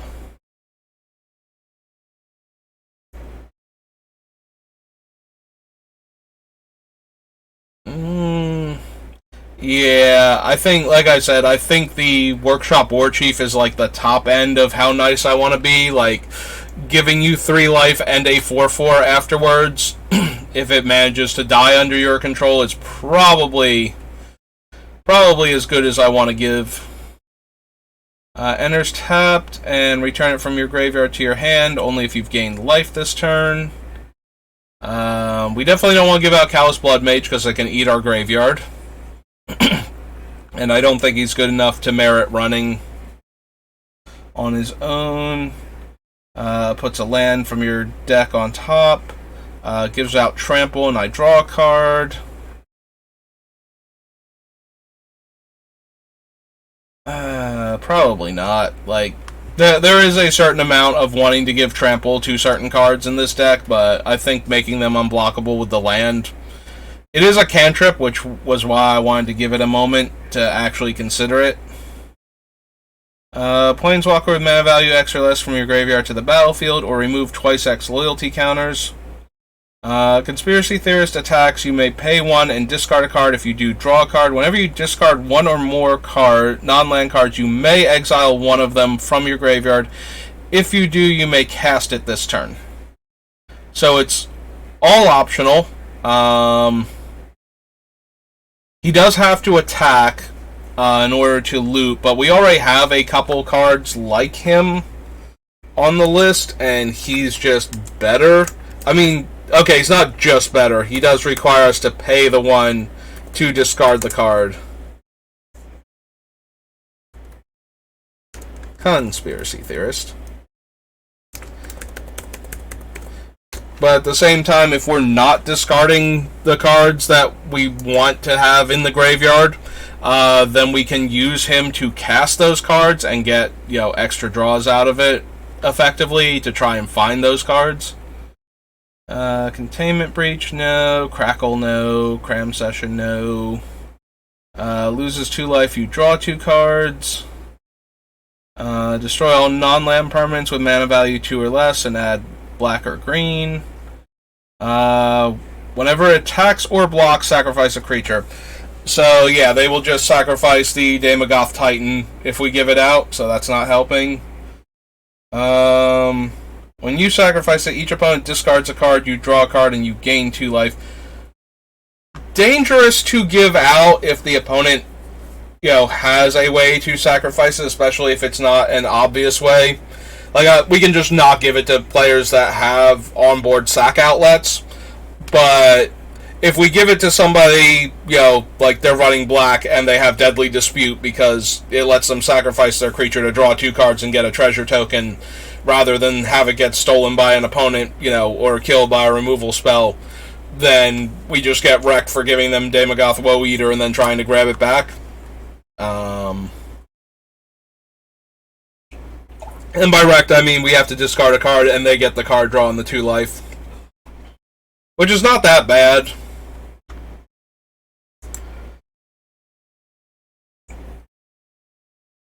If we have stuff we want to discard at least. So, alright, we'll give it a shot. DAE Mogoth Woe-Eater. Deadly Brew. Each player sacrifices a creature or planeswalker. If you sacrifice a permanent this way, you may return another permanent card from your graveyard to your hand, but it's a sorcery. Deadly Vanity is white on the front. You control deals damage equal to its power to a creature you don't control, and if the other permanent dies, you gain 2 life. Gain life, each player loses 1. Sacrifice another creature, gets +X/+O, where X is the sacrificed creature's power. Eats a spell out of the graveyard to deal X damage.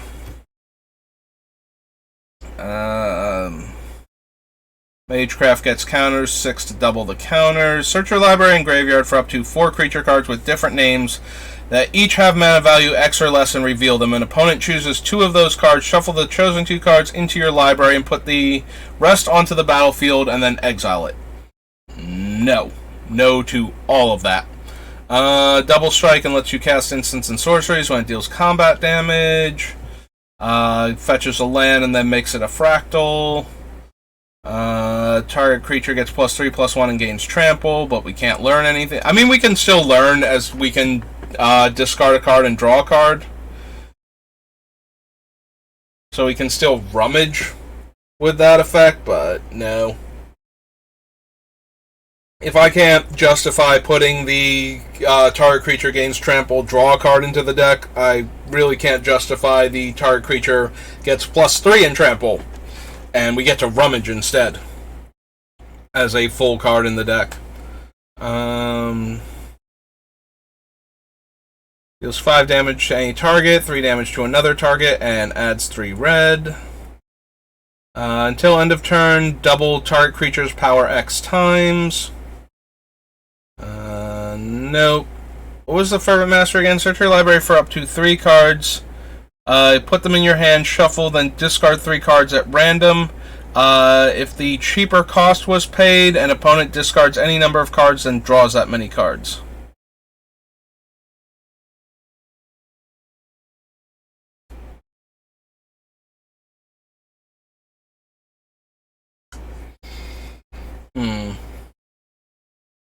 I don't think so.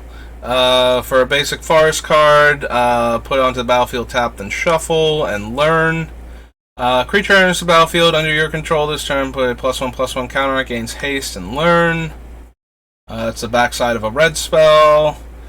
That is the front side of a white spell. Or no, this is the backside of a white spell. This is the... Oh no, this is the backside of a red spell. Yep, nope, these are both backsides, 2 cards. Flunk, Forest, Fortifying Draft is you gain 2 life, then gives +X based on the number of amount of life you gained. One or more cards leave your graveyard, deals 1 damage to each opponent. So does trigger all of the time. That's true. I did not think of that. The red-white cards have the cards leaving your graveyard triggers. We might actually find something we want in this set because of that. 5/4 Trample Learn. Grinning Ingus reprint. Makes creatures unable to block.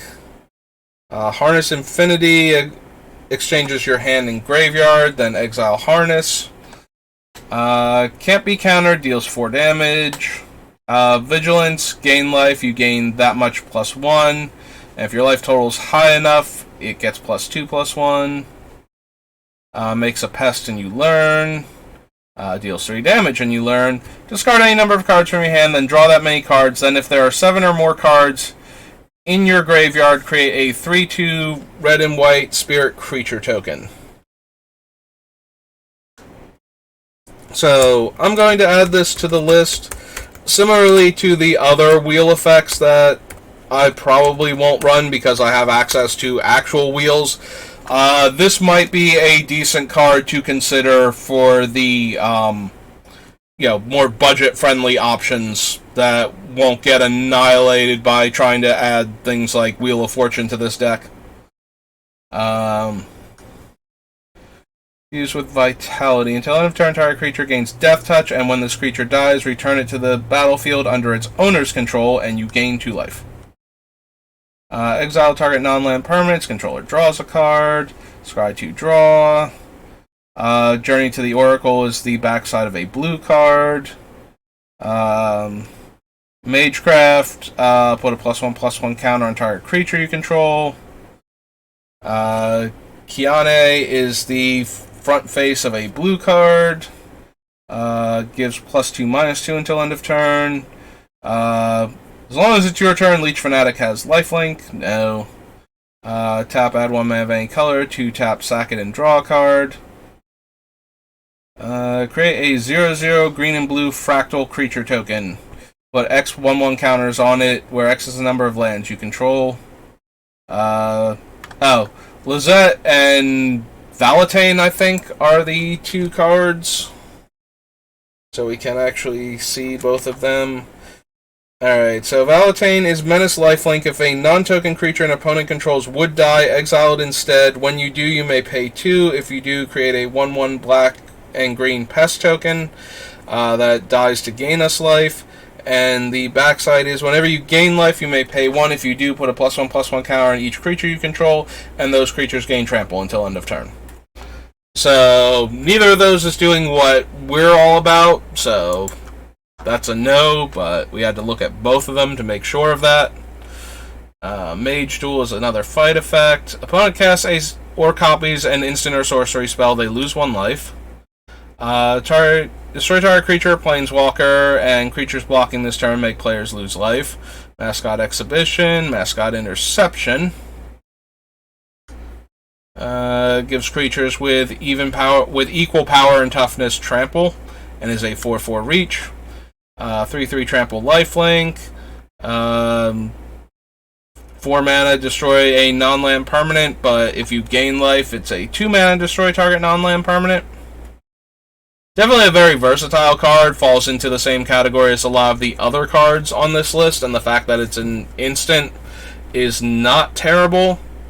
We don't gain life, so the cost 2 less to cast isn't going to be super relevant.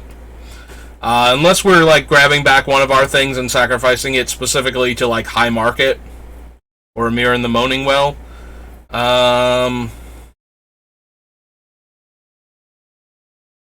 That being said, it is an instant, so it might make the deck in place of one of the other ones. So I can see adding it to the list, and then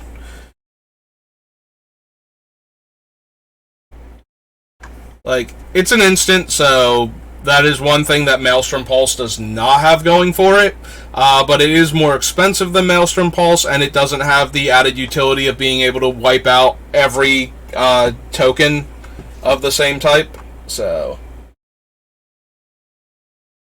and the token thing is super relevant sometimes. Like, when it's relevant, it tends to be very relevant. Like, if you can tap one of their treasures, or one of their treasures comes in play tapped, and you just blow up all of their treasures that they were stockpiling, without them being able to cast a spell real quick to punish you. There's Necrobloom Snarl, which is the green-black version of the lands we put in from Shadows over Innistrad, so we can add this one also. Necro Blossom Snarl. Necrotic Fumes. Dissector. Sacrifice a creature. Put a +1/+1 counter at sorcery speed. Search your library for a card. Put it in your graveyard. Then shuffle. If it's an instant or sorcery card, this gets a +1/+1 counter. So this is a reusable Entomb style tutor. It's also a creature that we can very comfortably cast. Giving it away means that the player we give it to either has to attack our opponents with it, but if they don't want to, they can just tap it and put any card from their deck that they don't want into their graveyard. You do have to get a card, though, because it's search for a card you can't fail to find with Auric Lore Mage, so you do have to get a card and put it in your graveyard. But that's usually not that big a deal, and depending on what they're running, might also let them do something way cooler than you were expecting. Like, it's like, yeah, I'm not really a Reanimator deck or a Spells Graveyard Matters deck, but I do happen to have this, and then they put that in the graveyard and then do a cool thing you were not expecting, so that is a thing to watch out for. Pestilent Cauldron. Discard a card, create a pest token. Oh no, this does have a back. I'm looking at it going, I thought this had a backside for some reason, and it does have a backside. Each opponent mills cards equal to the amount of life you gain this turn. That's each opponent, not. And 4 tap, exile 4 target cards from a single graveyard to draw a card. So I'm not super thrilled with any of those modes. What does the backside do? Return up to 2 target creature, land, and or planeswalker cards from your graveyard to your hand. Each player gains 4 life. I mean, it's very versatile, but I'm not thrilled with any of the things it's doing. So, no to that. Pillar drop 1, return target instant or sorcery card from your graveyard to your hand, only as a sorcery. That only as a sorcery part wrecked me a lot early on. I kept thinking that he was allowed to just do that, and my brain refused to remember the whole sorcery part. Plarg we can't use because he's white on the back. Lets us copy it for each thing we sacrifice. We draw a card and lose a life. Enters the battlefield, learn. Equipped creature gets +1/+1 in lifelink. Professor Bear makes a pest when she comes in. Professor Onyx does different stuff from Professor Bear, but I think I'd rather have Professor Bear's class. Nothing against Professor Onyx's attractiveness, but she seems very mean-spirited in class. Like, she kind of wants you to fail, and that takes away from the learning experience. So you lose 1 life. Look at the top 3 cards of your library. Put any one of them in your hand and the rest in your graveyard. Each opponent sacrifices a creature with the greatest power among creatures that player controls. Each opponent may discard a card. If they don't, they lose 3 life, and that happens 7 times. And when we cast Instants and Sorcery, she drains 2. So we're not an Instant and Sorcery Matters deck, so we mostly be running her for the +1 and maybe the -3. And on a 6 mana Sorcery Speed card, I don't think that's good enough. Yeah, if we were a more Instants and Sorceries Matters deck, and we wanted to put cards in the graveyard, she'd be great for that, but Dust Mage dies. If it had a counter on it, draw a card. 5 mana, double its power and toughness. Whenever you cast an instant or sorcery spell that targets only Reflective Golem, you may pay 2. If you do, copy that spell and choose a new target. Enters the battlefield. If you cast it, learn, as long as it's in your graveyard. If you would learn, you can return it to the battlefield instead. We can't run Will, and he's just the backside of Rowan anyway. Rush Rebirth. Choose target creature. When that creature dies this turn, search your library for a creature card with lesser mana value, put it onto the battlefield tap, then shuffle. Meh. Scarred Colony. There's if we have 8 lands. Oh, we do have Blex, we just have them backwards. So we had Search for Blex where Blex goes, and we have Blex where Search goes. Sedgemoor Witch has the same problem as Lily. We're not magecrafting hard enough for her effect to matter. Drains 2 life for 7 mana or for 6 mana. Like, you know, okay finisher and limited when you stall out, but not really anything else. 2/4, 3/2 that enters the battlefield to gain 2 life. Deal 1 damage to any target or destroy an artifact. +1/+0 for each artifact you control, and when you cast or copy an instant, make a treasure. Alternate win-con Stadium. Target creature gets +2/+0 and first strike until end of turn and make a treasure. 5 damage to a flyer or destroy an artifact. +1/+1 vigilance trample and costs less to equip to tokens. As an additional cost to cast the spell, sacrifice a creature, create X/1/1 black and green pest tokens that gain you life based on the sacrificed creature's power.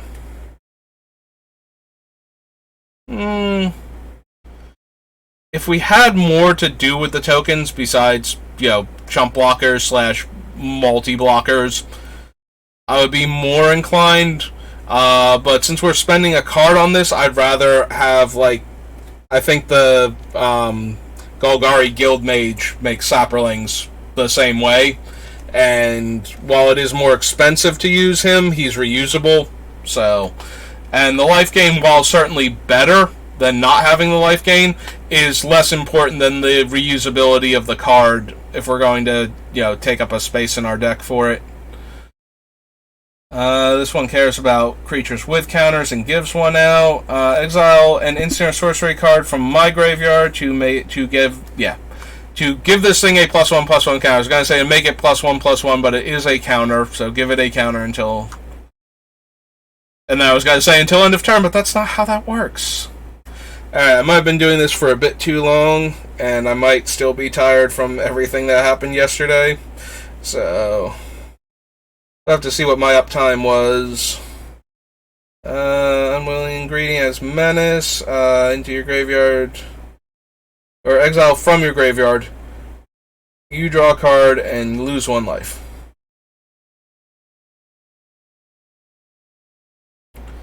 Good old Wandering Archaic. Super powerful card.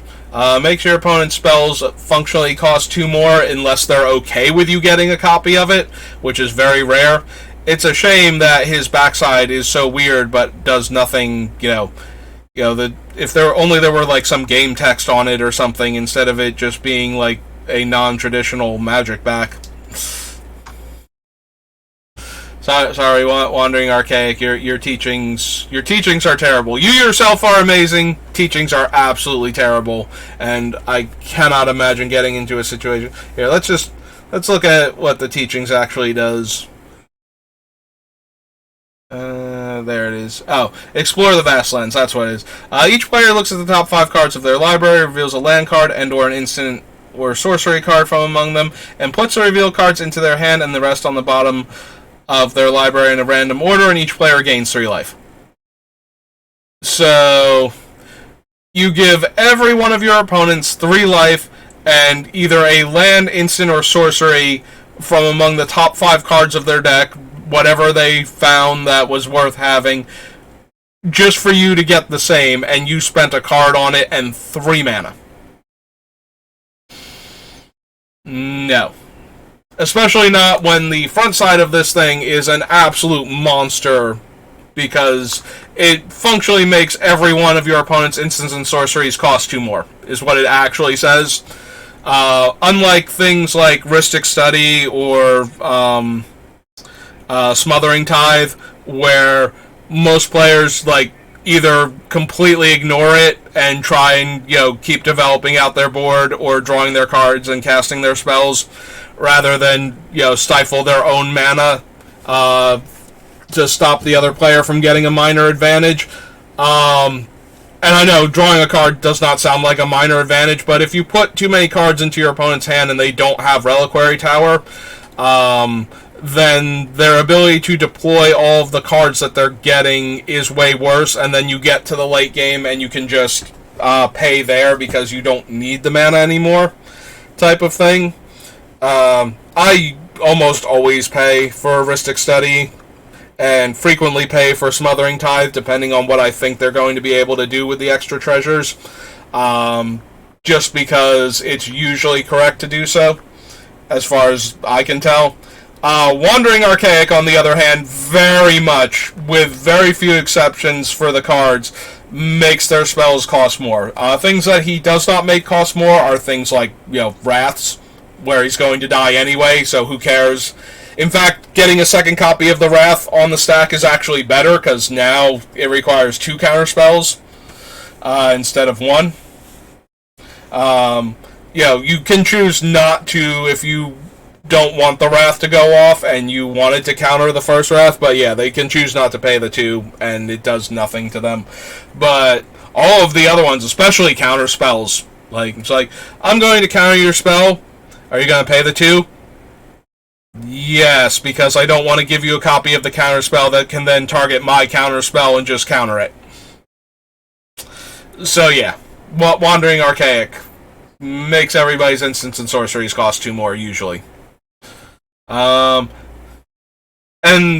there's no real, you can play with a group that will 100% hold you to it. It's like, oh, you didn't pay the 2 for Wandering Archaic, but you do have to announce that, Wandering Archaic has triggered. But yeah, if they're not paying attention, that seems like a really bad thing to hold against them.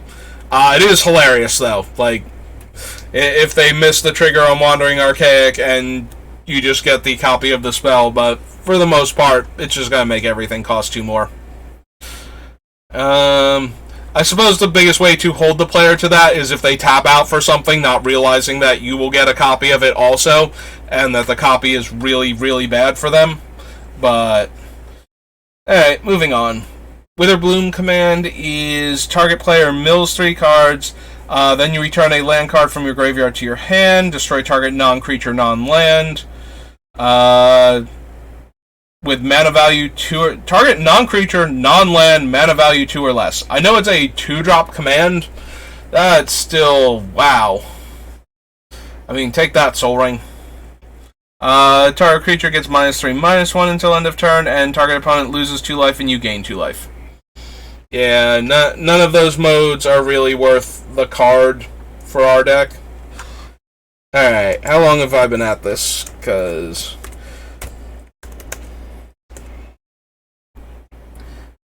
2 hours. Okay. I think I might need a bit of a break for a little bit. I might come back and do more of this, and we will probably draft later. But I think staring at the tiny words on the screen and the eye strain is starting to get to me, especially with how tired I've been lately.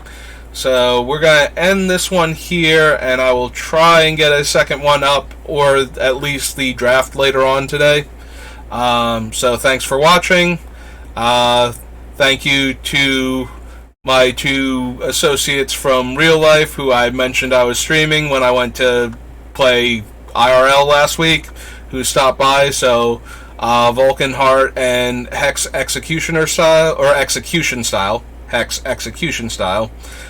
for stopping by and throwing some comments my way and giving my YouTube channel a follow. If you would like to see more of my videos, I do have a YouTube channel. And if you're watching this on YouTube, this was originally recorded on Twitch. So, SBR underscore BLD at either of those locations. And I will see you next time. Thanks for watching, and have a good day.